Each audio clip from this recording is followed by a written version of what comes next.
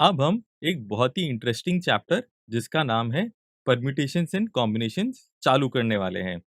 Permutation and combination हमारी रोजमर्रा की जिंदगी में बहुत जगह काम में आते हैं, जैसे कि selecting of teams for games and competition, choosing of clothes and dresses, sitting arrangement in class, making of secret codes, making phone lock passwords, etcetera. अब हम देखते हैं इस चैप्टर में हम क्या-क्या सीखने वाले हैं।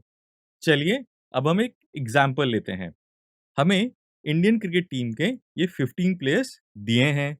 अब यदि हमसे कोई इन सभी 15 प्लेयर्स में से 11 प्लेयर्स की एक टीम बनाने के लिए बोले, जिसमें 5 batsman, 1 wicket keeper, 2 spin bowler and 3 fast bowler present हैं, तो हम ये कैसे बनाएंगे? तो अब हम इस स्थिति को ध्यान से ऑब्जर्व करते हैं। फर्स्ट कंडीशन है, टीम में 5 बैट्समैन होने चाहिए। 15 प्लेयर्स में देखें तो हमारे पास टोटल 6 प्लेयर्स ऐसे हैं जो कि अच्छे से बैटिंग कर सकते हैं। अब सेकंड कंडीशन, एक विकेट कीपर होना चाहिए, तो इसके लिए हमारे पास 2 प्लेयर्स अवेलेबल हैं। नेक्स्ट कंडीशन, 2 स्पिन बॉलर्स होने चाहिए, तो इसके लिए हमारे पास 3 प्लेयर ऐसे हैं जो कि अच्छे से स्पिन बॉलिंग कर सकते हैं। And last condition, 3 fast bowlers होने चाहिए, जिसके लिए हमारे पास टोटल 4 प्लेयर्स ऐसे हैं जो कि फास्ट बॉलिंग कर सकते हैं। अब आप लोगों का एक काम है, आपको ये टीम की लिस्ट दी हुई है। इस लिस्ट को यूज करके आपको अपनी 11 खिलाड़ियों की एक टीम बनानी है। आपको इसके लिए 5 मिनट का समय दिया जाता है। आई होप आप सभी ने अपनी अपनी टीम्स बना ली होंगी। अब आपको अपनी बनाई हुई टीम अपने फ्रेंड्स को दिखानी है और आप देखेंगे कि आप सब ने एक अलग तरह की टीम बनाई है।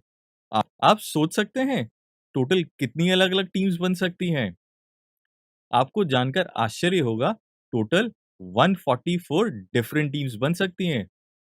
इसी प्रकार यदि हमें 3 मेन एंड 2 वुमेन को 5 चेयर्स पर बैठाना हो, तब इनके भी सिटिंग अरेंजमेंट्स के बहुत सारे वेज होंगे, जिन्हें वन बाय वन फाइंड करना डिफिकल्ट होता है। परंतु परम्यूटेशन एंड कॉम्बिनेशन से ये आसानी से फाइंड आउट किए जा सकते हैं। First topic fundamental principle of counting है। इस टॉपिक का लर्निंग ऑब्जेक्टिव यह है।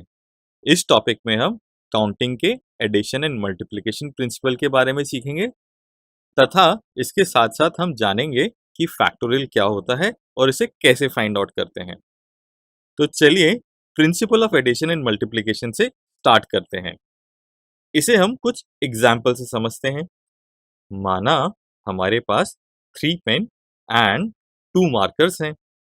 अब यदि कोई हमसे पूछे कि आप इनमें से 1 पेन या 1 मार्कर पिक करो, तो हम कैसे करेंगे?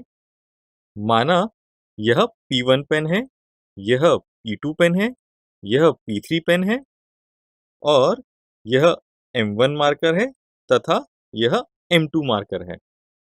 अब हमें 1 पेन और 1 मार्कर पिक करना है। तब हम 1 पेन कितने तरीकों से पिक कर सकते हैं? या तो P1 पेन पिक करें, या तो P2 पेन पिक करें, या तो P3 पेन पिक करें। अब हमें 1 मार्कर पिक करना है, जिसके लिए या तो हम मार्कर M1 पिक कर सकते हैं, या तो मार्कर M2 पिक कर सकते हैं। यहाँ हम देखें, जब भी पेन और मार्कर पिक कर रहे हैं, तो हम या तो वर्ड का यूज कर रहे हैं, जिसे इंग्लिश में और कहा जाता है। जब भी हम और यूज करेंगे, दैट मीन्स वह इंग्लिश वाला और है। यह बात आपको पूरे चैप्टर में ध्यान रखनी है। अभी हमने देखा है कि पेन पिक करते समय हमने बोला था कि या तो पेन P1 पिक करें, या तो पेन P2 पिक करें, या तो पेन P3 पिक करें। लेकिन अब हम इसको बोलेंगे, we can pick pen P1 और पेन P2 और पेन P3।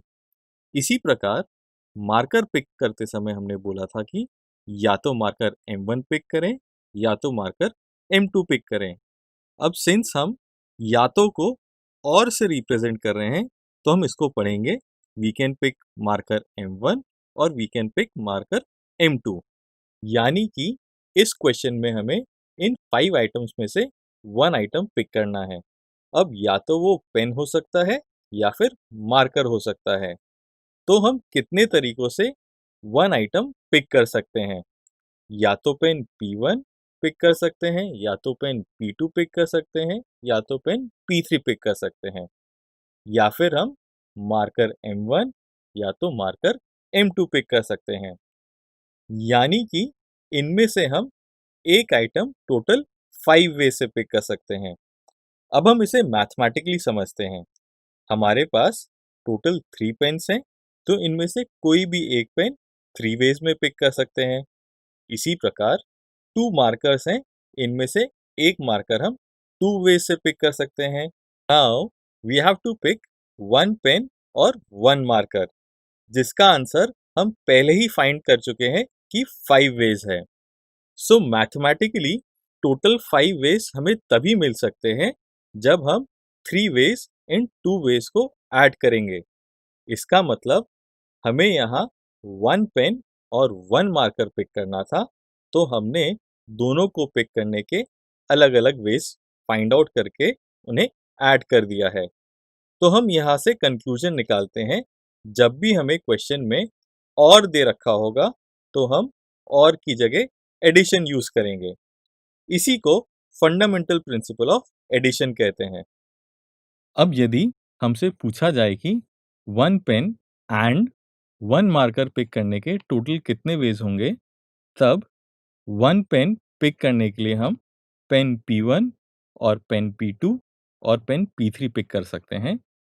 अब हमें 1 मार्कर पिक करना है, तो इसके लिए P1 पेन के साथ हम मार्कर M1 पिक कर सकते हैं या मार्कर M2 पिक कर सकते हैं। सो पेन P1 के साथ मार्कर M1 पिक कर सकते हैं और पेन P1 के साथ मार्कर M2 पिक कर सकते हैं। इसी प्रकार पेन P2 के संग हम मार्कर M1 पिक कर सकते हैं और मार्कर M2 पिक कर सकते हैं। सिमिलरली पेन P3 के साथ हम मार्कर M1 पिक कर सकते हैं या मार्कर M2 पिक कर सकते हैं। अब आप देख सकते हैं टोटल कितने वेज होंगे।